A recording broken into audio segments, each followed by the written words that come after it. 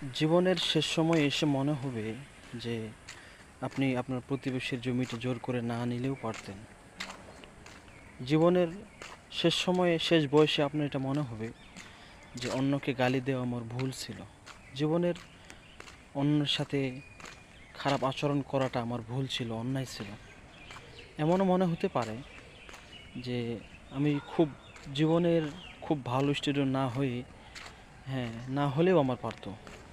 কিন্তু লক্ষ লক্ষ টাকা হারামভাবে অন্যায় করে, আত্মসাৎ করে, হারাম টাকা উপার্জন করে, এত কিছু করার পরেও শেষ সময় এসে মনে হবে যে সব কিছুই আপনার বৃথা হয়ে যাচ্ছে। এত টাকা পয়সা, এত কিছু থাকার পরেও আমার মনে শান্তি আসতেছে না। আল্লাহ তাআলা এই একটা আয়াতে বলছেন, এই কথাগুলো বিবেচনা আসবে কাদের?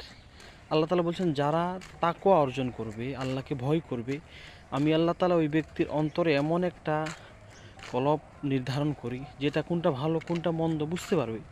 আর যদি এই কোয়ালিটির মানুষ হয় যারা ভালো মন্দ বুঝতে পারে না, তারা তো এই কথা আর তার মুখ দিয়ে আসবে না যে কোনটা ভালো কোনটা মন্দ।